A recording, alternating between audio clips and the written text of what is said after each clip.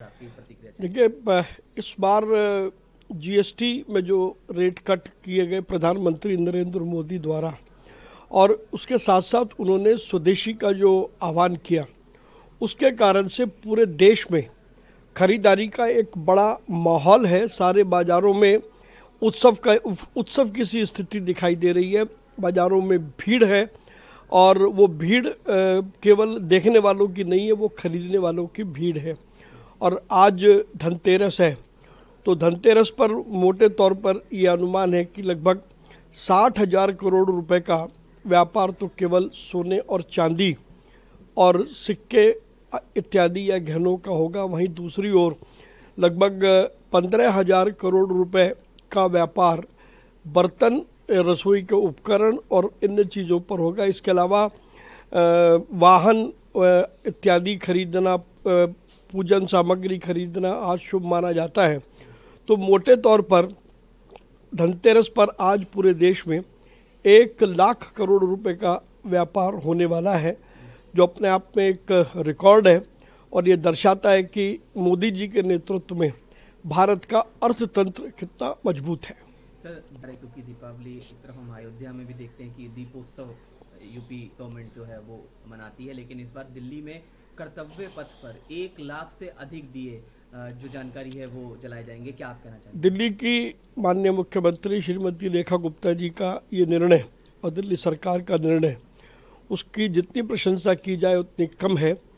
ऐतिहासिकता के साथ आधुनिकता दिखाई देगी जब कर्तव्य पथ पर, जो कि हमारे देश का मान है, उसमें भारत के सबसे बड़े त्यौहार दिवाली पर दीपों की पंक्तियां जिस तरीके से जगमगाएंगी, तो वो दृश्य अपने आप में एक अद्भुत होगा और देखने वाला होगा। और भारत की संस्कृति और सभ्यता को पूरे तौर पर न केवल भारत में बल्कि पूरे विश्व में दर्शाएगा। बहुत सारे विदेशी लोग भी इसको जब देखेंगे तो वो भारत की संस्कृति पर निश्चित रूप से मुंह से वाह कहेंगे। पॉलिटिकल सवाल है। प्रधानमंत्री जी ने कहा है कि जो लोग संविधान को सिर पर उठाकर नाचते हैं वही आज भी माओवादियों आतंकवादियों की रक्षा के लिए दिन रात काम करते हैं। तमाम उन्होंने बातें और भी कही। देखिए, हमने देखा है कि किस प्रकार से कांग्रेस और विपक्षी दल नक्सलवाद और माओवाद या इस तरीके का आतंकवाद, उन्होंने किस तरीके से अपने अपने शासन में उसको पनपाया।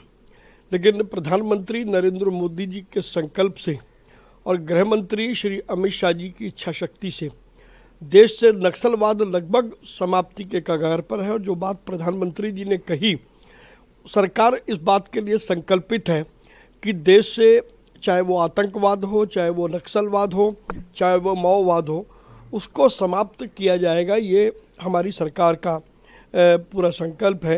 लेकिन दूसरी ओर विपक्षी दल हमारी सरकार की इन सारी सफल नीतियों से नामालूम क्यों इत्तेफाक नहीं रखते, और वो चाहते हैं कि देश आज भी उन्हीं लोगों के चंगुल में रहे और एक डर देशवासियों पर बना रहे। लेकिन नरेंद्र मोदी जी के प्रधानमंत्री होते हुए लोग बेखौफ और निडर होकर के देश में अपना जीवन पूरे शिद्दत के साथ जिए, ये बहुत आवश्यक है। क्योंकि हाल ही में हम पे ग्लोबल में भी कई एक्टिविटी देख रहे थे, तो रक्षा मंत्री जी ने ये भी कहा कि आज अंतर्राष्ट्रीय मंचों पर जब भारत बोलता है तो दुनिया सुनती है। देखिए, प्रधानमंत्री नरेंद्र मोदी के 11 साल में भारत पूरे विश्व में एक महाशक्ति बनकर के उभरा है। न केवल आर्थिक बल्कि सामरिक दृष्टि से, वैश्विक दृष्टि से भारत का आज अपना एक विशेष स्थान है। और कोई भी गतिविधि यदि पूरे विश्व में होगी तो भारत को अछूता रख करके कोई गतिविधि की नहीं जा सकती। तो ये जो स्थिति भारत की बनी है, जिसके बारे में माननीय रक्षा मंत्री श्री राजनाथ जी ने कहा, वो बिल्कुल सही कहा कि भारत को अनदेखा करके अब कोई भी अंतर्राष्ट्रीय फैसले हो नहीं सकते। सर, ब्रह्मोस आपको ये बता दें कि पहली खेप जो रवाना होगी उधर MK-1A जो है तेजस, उसका पहला विमान, स्वदेशी विमान सफलता पूर्वक उड़ाया गया है। तो दोनों पर ही आप ये हमारे देश के लिए ये बहुत गर्व की बात है कि ब्रह्मोस भी स्वदेशी है और वो हम लॉन्च करने जा रहे हैं। वहीं दूसरी ओर अब पहले विदेशी विमान रक्षा के लिए यूज़ में लाए जाते थे, लेकिन अब हमारे अपना स्वदेशी विमान अब आकाश में मंडराएगा और भारत की सीमाओं की रक्षा करेगा। मैं समझता हूँ कि इसके लिए प्रधानमंत्री नरेंद्र मोदी जी को जितना साधुवाद दिया जाए उतना कम है। हर भारतीय के लिए ये बहुत गर्व की बात है। बिहार पर भी जरूर आपसे सवाल चाहेंगे। अमित शाह जी ने बोला कि लालू राबड़ी के जंगल राज से बिहार को मुक्त कराया है और इसके अलावा कई और उन्होंने कहा, नीतीश कुमार ने ये भी कहा कि लालू ने सिर्फ अपनी पत्नी राबड़ी के लिए ही किया, महिलाओं के लिए कुछ नहीं किया। ओवरऑल क्या आपने किया? देखिए, पिछले 2-3 वर्षों में बिहार ने जिस प्रकार से प्रगति की है, प्रधानमंत्री नरेंद्र मोदी जी के मार्गदर्शन में और नीतीश कुमार जी के नेतृत्व में आज विकास के नए आयाम स्थापित हुए हैं।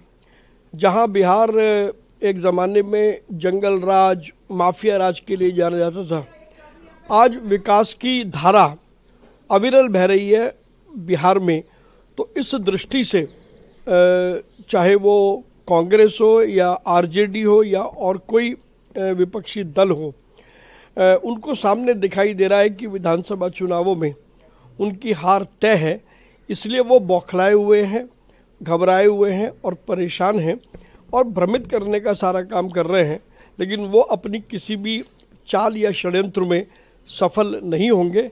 यह बात माननीय गृह मंत्री अमित शाह जी ने बहुत स्पष्ट रूप से कर दी है। लेकिन अखिलेश सिंह ने ये कहा है कि इंडिया गठबंधन के जो मुख्यमंत्री के उम्मीदवार होंगे वो तेजस्वी यादव होंगे, तो क्या आप कहेंगे बतौर एनडीए की तरफ से? सवाल ये है कि उनका जो भी ठगबंधन है या राजनीतिक अवसरवादिता का गठजोड़ है, वहाँ वो आज तक अपनी आपस में सीटें ही तय नहीं कर पाए। और अखिलेश सिंह जैसे व्यक्ति की सुन कौन रहा है? यहाँ पर वहाँ पर कुल मिलाकर के यदि उस ठगबंधन में देखें तो वो एक दूसरे को मात देने में लगे हुए हैं। और ये शह और मात का जो खेल कांग्रेस और तेजस्वी के बीच में चल रहा है, उसमें अखिलेश सिंह जैसों की कोई स्थिति नहीं है। ये केवल और केवल चापलूसी और चाटुकारिता है। अगर गठबंधन है तो वो एनडीए का गठबंधन है जो पूर्ण रूप से एकजुट है प्रधानमंत्री नरेंद्र मोदी जी के मार्गदर्शन में। तो अभी जो लोग सीट तय नहीं कर पा रहे हैं वो मुख्यमंत्री का क्या तय करेंगे। और उनको भी समझ में आता है कि मुख्यमंत्री जैसी कोई स्थिति नहीं है, क्योंकि बिहार का चुनाव एनडीए बड़े बहुमत से जीतेगी तो मुख्यमंत्री एनडीए का बनेगा। इसलिए कोई मुख्यमंत्री को लेकर के उनमें चिंता हो, ऐसा दूर दूर तक दिखाई नहीं देता। वीके न्यूज़, राष्ट्र के नाम।